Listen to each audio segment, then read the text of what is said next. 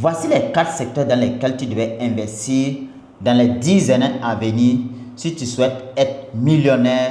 Dans ces secteurs, vous pouvez faire au minimum, je dis bien au minimum, entre 1 fois 10 à 1 fois 100. Sinon, vous pouvez aller au-delà. Et le secteur numéro 1, c'est le domaine de la crypto-monnaie. Pourquoi je dis le secteur de la crypto-monnaie? Parce qu'aujourd'hui, le secteur de la crypto-monnaie, c'est plus une question, voilà, et si, ou une question de comment, c'est plutôt une question de quand. Aujourd'hui, je vais vous prendre quelques exemples pour mieux vous expliquer cela. De nos jours, nous avons constaté que voilà, et la plupart des États sérieux ont commencé à se pencher sur la question de la crypto-monnaie. Nous avons vu pendant la crise entre la Russie et l'Ukraine ce qui s'est passé. Lorsque tout l'Occident avait mis un embargo sur tous les produits en provenance de la Russie à travers le monde, qu'est-ce que la Russie a fait? La Russie a utilisé les crypto-monnaies comme moyen de paiement permettant à tout État ou à tout individu souhaitant faire des achats en Russie, voilà, de faire ses paiements et de recevoir ses produits en toute tranquillité. Donc, la crypto-monnaie, la blockchain est devenue une technologie qui permet de contourner les systèmes centralisés. Ça, c'est le cas numéro 1.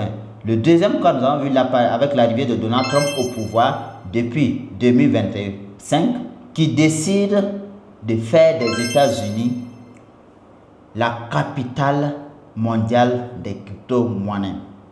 Ce qui fait qu'actuellement, aux États-Unis, tous ceux qui sont porteurs de projets crypto-monnaies très sérieux sont plus priorisés lorsqu'il s'agit de financement. Nous avons vu en 2024 l'apparition des ETF sur les crypto-monnaies en commençant par la crypto-mère, le Bitcoin. Dès janvier 2024, on a vu les ETF Bitcoin qui ont fait leur apparition. Après, on a vu les ETF sur Ethereum qui ont suivi, les ETF sur Solana, les ETF sur XRP. Et tout cela, qu'est-ce que les ETF? Un ETF, c'est en quelque sorte un collatéral ou une représentation, en français facile, une représentation de ces actifs sur la bourse traditionnelle, la bourse classique. Ce qui veut dire qu'aujourd'hui, vous pouvez trader Bitcoin sur la bourse américaine, Ethereum sur la bourse américaine, Solana sur la bourse américaine, au même titre que l'or, les actions de Amazon, les actions de Facebook, les actions de Tesla et les actions de Google. Aujourd'hui, les crypto-monnaies qui ont des ETF ont les mêmes caractéristiques sur la bourse. Et même, pour aller plus loin, nous voyons qu'il y a des institutions qui proposent des systèmes d'épargne retraite en crypto-monnaie pour les personnes qui sont en activité. Est-ce que vous voyez jusqu'où ce secteur est en train de s'étendre? Alors, le deuxième secteur, c'est quoi?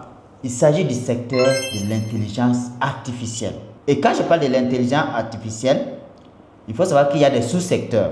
Les infrastructures, nous avons les data centers, les GPU, c'est-à-dire les nuages de données.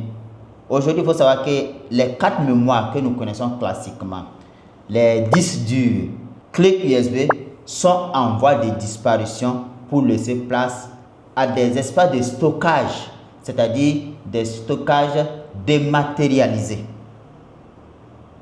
Est-ce que vous voyez là où on est en train d'aller? Il s'agit de stockage dématérialisé. On n'a plus besoin de stocker les données sur des matériels continus. Ça sera stocké sur des centres de données comme le Burkina Faso vient d'avoir son premier data center. Il y a des nuages de données aussi pour le stockage de certaines données. Et au-delà de ces infrastructures, il y a aussi le domaine de la santé, dans lequel l'intelligence artificielle joue un rôle très important. Et dans ce secteur, il y a aussi des startups qui sont actuellement dans ce secteur et qui sont très promoteurs avec des projets très sérieux, dont je vais citer un dans lequel je suis déjà partenaire, sinon actionnaire, et que j'ai investi fortement après avoir fait mes propres analyses. Il s'agit du projet MLC. Je vais vous laisser un lien dans la bio que vous allez cliquer là-dessus et allez voir le projet si vous intéresse. Voilà, peut-être prochainement je vais faire une vidéo pour parler en long et en large du projet MLC. Mais en tout cas, c'est un projet qui est assez intéressant, voilà, qui développe des appareils qui permettent de contrôler la glycémie de façon permanente. La glycémie, en français terre à terre, le diabète, pour ceux qui ne comprennent pas. Et cet appareil vous permet de contrôler votre glycémie de façon permanente à un coût très réduit. C'est très bien. Et j'ai vraiment aimé le produit. Ce n'est pas encore sorti, mais actuellement, ils sont à la première ligne de production et vous pouvez toujours être actionnaire. Les parts sont disponibles actuellement. Toute personne qui désire peut souscrire à un pack et payer de façon tempérée. Bref, parenthèse fermée. Le troisième secteur que j'estime qui est indispensable pour les 10 années à venir, il s'agit des robots humanoïdes et des agents autonomes. Quand je parle d'agents autonomes, il faut voir les drones, les voitures autonomes. Aujourd'hui, nous avons vu des voitures qui conduisent seules. D'accord?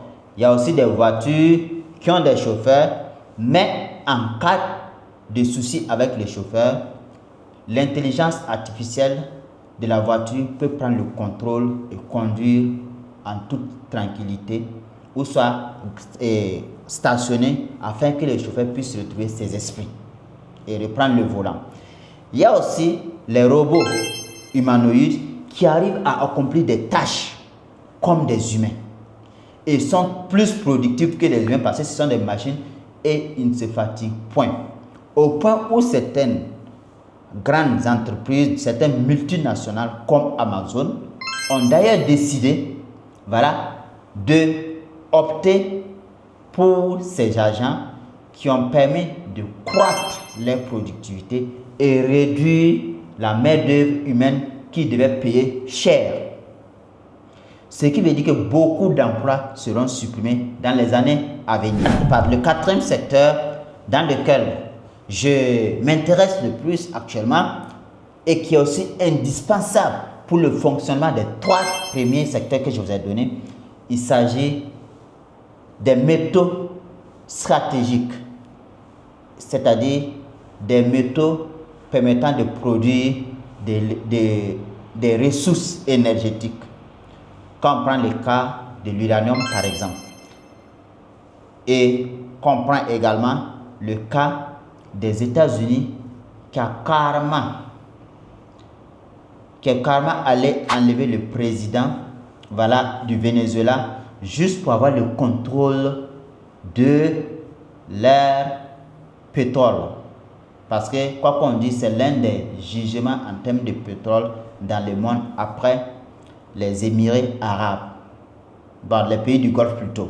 Et on a vu également une coalition États-Unis-Israël contre l'Iran. Et sachez que tout cela, ce sont des conflits pour contrôler l'énergie. Parce que celui qui contrôle l'énergie pourra contrôler l'avenir de toutes ces technologies. Qu'on dise qu'il s'agit du domaine de la crypto-monnaie, on a besoin d'énergie pour miner les crypto-monnaies. Qu'il s'agit du domaine de l'intelligence artificielle, ils ont besoin d'énergie pour fonctionner parce que ce sont des agents qui fonctionnent avec des batteries. D'où la nécessité de la consommation de l'énergie.